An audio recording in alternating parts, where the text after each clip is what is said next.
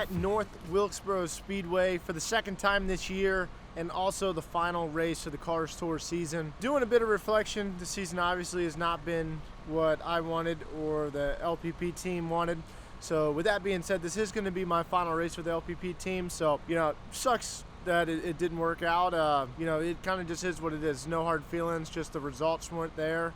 So it is what it is. So as far as next year goes, we'll get to that after this race. Not really too sure what it looks like, to be completely honest. I'm thankful for the opportunity to get in their race cars and drive them. I wish, like I said, I wish we could have had better results, and, you know, maybe a win would have fixed a lot of stuff, but we really didn't have many opportunities to win races this year. You know, it is what it is. We're focused on this event. They have been historically good here. I ran here in that Fox Sports 1 race that we had back in May, but I only had about 7 laps of practice because we had some mechanical issues, and then we wrecked on the first lap. So I did run 98 more laps. I finished 2 laps down, but, you know, we had a ton of damage from that wreck, so I don't really consider that track time because, to be honest, like, when the right front's dragging off the track the entire time, it's not much practice. So we do have a fair amount of time to get up to speed today during practice, and then we do wind up qualifying tonight. But Laney was here testing with them last Saturday when we were supposed to be at Florence, but it rained out. So they got some decent notes, so hopefully I can get up to speed with her. She was pretty quick, and you know, we'll go from there. I'm not really too sure how this sizes up against Martinsville, but it's probably the fastest track we go to just because it's got so much grip, you know, so I'm hoping we can be a little bit better than we were back in May. So that's the goal for today. We have had pretty good speed outside of Martinsville the past couple races. We were good at Tri-County until we got minied. Scratch Martinsville, we were good at South Boston. We did have a chance to win that race. I'm hoping we can go outside and maybe ride the elevator with the LPP squad. You know, that's what we came here to do. So the journey's not over yet. We still got this race. We are sitting 9th in points. Forgot about this completely. I don't think I've mentioned it at all during the year, but I am a rookie in this series. So I think I have to beat the 22 by 7 or 8 spots to win Rookie of the Year. And I think Donovan is also running for Rookie of the Year. So really thought we'd be fighting for a championship when the season started, but fighting for something. So maybe we can make that happen. He'll be good. Beating him by 7 spots might be difficult. Let's jump into the day. We'll address some future plans and probably its own video in the future. I don't know if it's going to be the near future, but it'll be the future. We are still going to run the end of the year races with Scott and Dustin. So like the 400 and the Classic, you know, we're obviously going to be running those. We've been badass at Southern National this year, so I can't wait for those. But with that being said, if you enjoyed the video, be sure to give it a thumbs up and also subscribe to the channel. Jump into the day.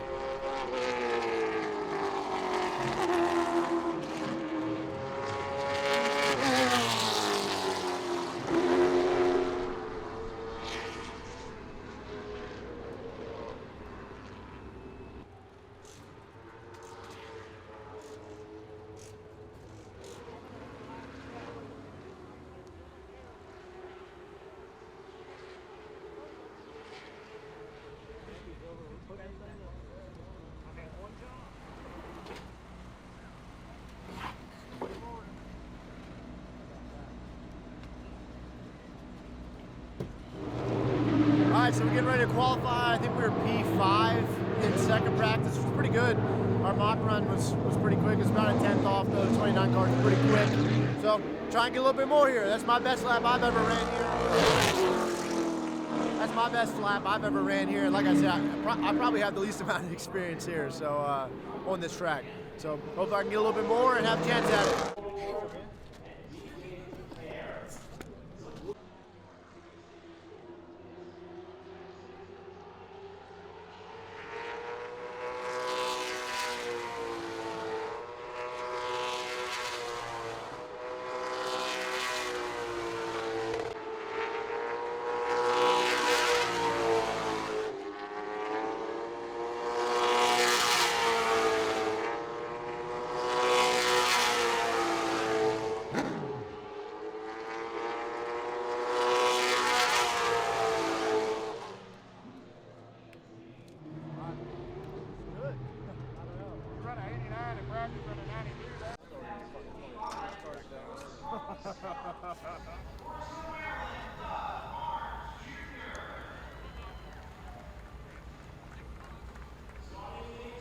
So we are back a day after qualifying, and we wound up P9.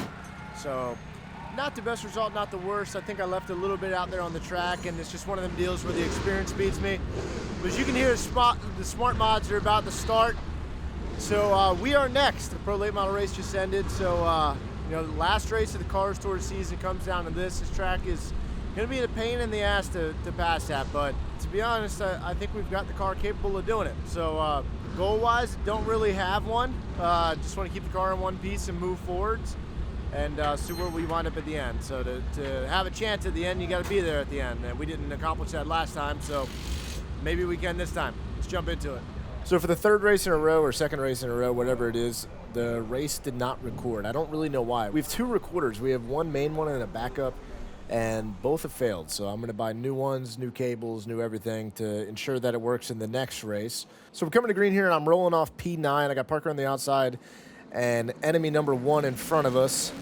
And don't worry, if you watched my vlog last week, you can click it here. Then you probably saw what the 81 car did to us last week, and he basically took away our chance of having a good race there. So that was definitely playing in my head, and I really thought about making sure that he wouldn't have a good night in this race. But to be honest, it was so early, and I felt like I had underperformed in qualifying that I felt like I had a better car. So I didn't want to throw my own race away, retaliating and doing something stupid.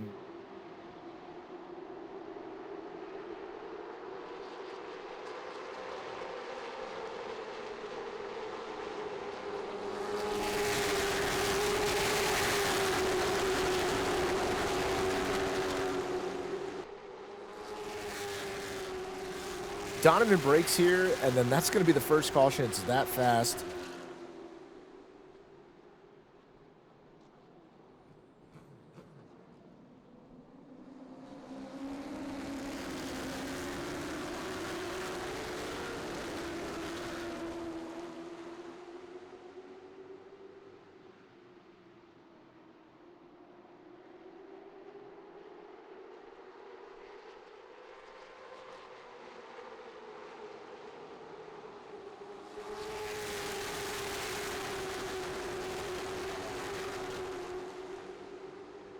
So we've already netted one spot, and then the 81 gets up the hill. We're 3 wide here, dude. I kind of got the bad end of that. I somehow lost 2 spots in one corner because of that.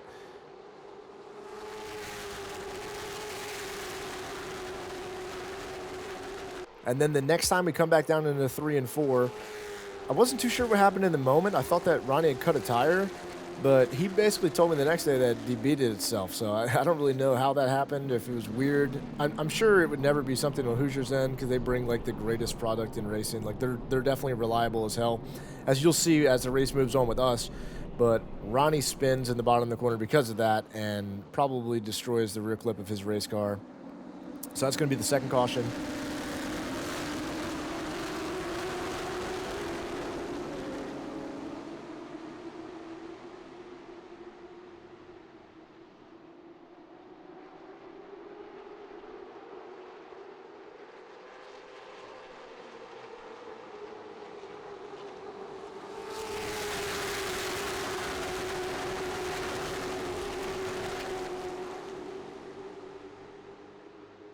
So now we're back after that, and it's basically just me and Parker racing against each other for a solid like 10 to 15 laps. He does drive down deep into the corner. You see him get free and up into my door, and about sent me out of the park. But I did get the run back. The 22 passed us both, but I felt like I was pretty good. But I'm not really too sure why I just couldn't go anywhere at this point. But it's going to become pretty evident here soon. Parker does get back by me, and then we just dropped like a rock.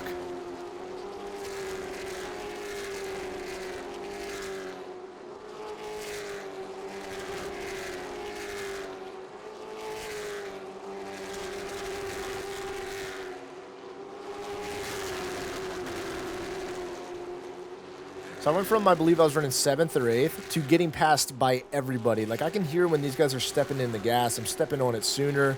I have no stability on entry. I'm almost wrecking in the center of the corner every single time I get there, and I'm just like, I feel like I'm in a different zip code handling-wise compared to where I was when the race started. So I'm not too sure what's going on, because I felt like I had a really good car, like I said earlier.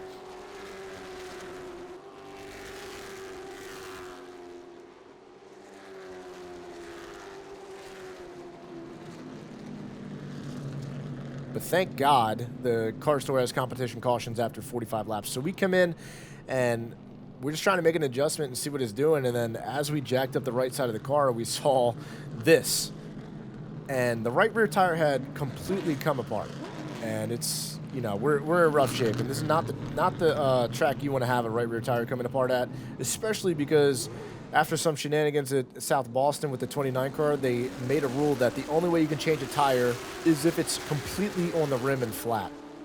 Which, in my eyes, I was kind of on the 29 car side at South Boston. If you don't understand, he basically had a tire that looks exactly like mine, and they changed it. They didn't penalize him, but now it is a penalty. But in my eyes, it's a safety hazard. I think you should be able to change it. It should be some sort of judgment call from the car store, because we do go back out here and just stay on the lead lap. And I wish that the audio recorded, because I was telling them how bad of a vibration I had, and I'm going down the backstretch, and I was like, can you guys tell if I'm vibrating? And it sounded just like that going down the backstretch. It was vibrating so bad. So I don't really appreciate having to be put in harm's way at the fastest track with a tire that is knowingly like that. You know what I mean? I feel like it would have been a bad look in the car store if I would have wrecked or anything. But I understand the rule, and I talked with them after. If you change an unapproved tire, it's 3 laps. So I think maybe for a blister, it should be 1 or something, you know what I mean? Because that's out of our control. And you're sacrificing your race if you change a tire right there, because you're never going to make up 3 laps in the store. But either way, we get out there, we limp it to the halfway break, and luckily for this race, you get to change 2 tires at the halfway break. This is the only track that you get to do that. Every other race this year, it's been a 4-tire race, but because Hoosier is known to bring quality products, they figured they'd give us an extra 2 for this race. So after that, we fire off, and we're not honestly bad. I buckled down, and I told them, I'm like, well, if this is the last 60 laps I ever drive underneath y'all's program, I was like, I promise you I'm just going to drive the hell out of it. So I pass a few cars, and then I kind of just, you know, run out of space. Like I'm kind of where I'm at, you know.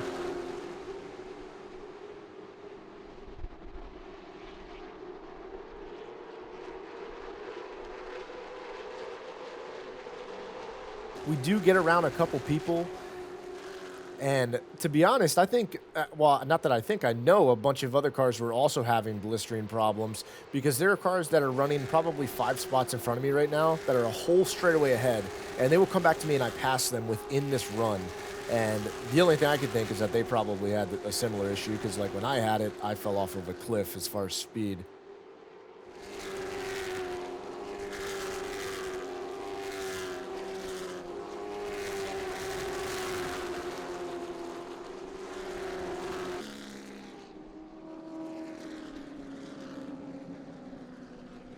So the 9 and the 7 car wreck each other, so we're going to have a restart here with 21 laps to go.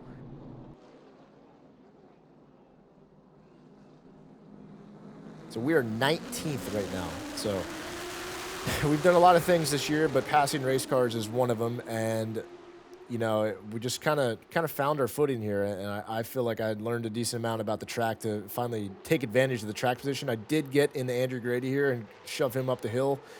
Didn't mean to do that, and I actually went down the front stretch and waved at him to kind of say, like, my fault. And I had heard he came to my pits after asking why I flipped him off. So I didn't flip him off. I was just trying to say, like, my bad, because I didn't mean to do that. But it is what it is. We're racing. I'm not going to give the spot back. Now up against the 18. And if you look at 2 rows up, I'm starting to lick my chops, because my race is over. There's nothing that's going to come out of this night outside of maybe salvaging a top 10. But the 81 car is coming back to me, and I'm just kind of thinking about what I want to do when he gets back to me, because he is falling, and come to find out, his tire was blistering pretty bad too. But, you know, karma, so can't complain too much about that. But, you know, I feel like the 81 has driven over his head a lot, and he honestly didn't do anything to me in this race, but it does frustrate me that my 2 solid runs I've had this year, he has kind of spoiled that.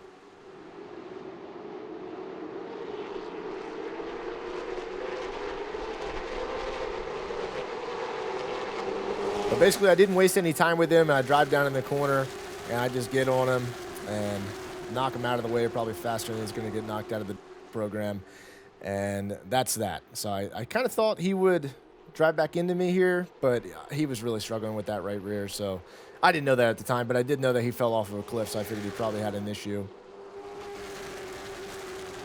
So now it's just a lot of rinse and repeat. You know what I mean? Like I've got a pretty good car, like I said, better than where I'm at right now. So we get up here and we get around the 50.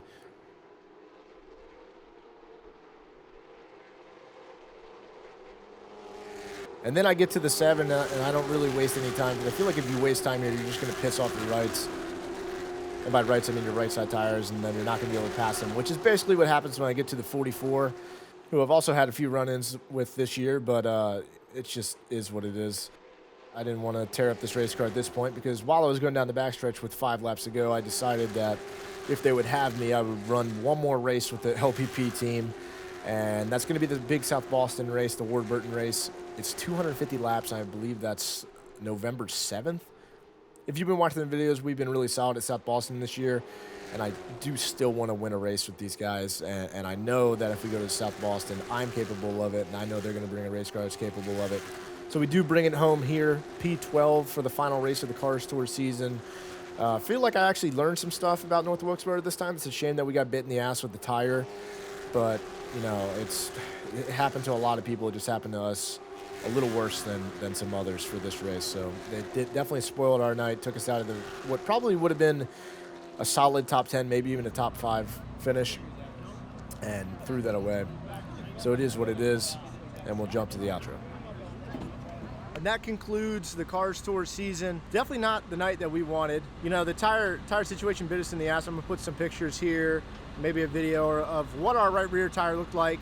I think that it started coming apart and blistering like 10 laps into the race, because that was honestly when there was a noticeable difference in my race car. And Parker, I mean, didn't help the situation, knocking me to the 3rd fucking lane. But it's a shame.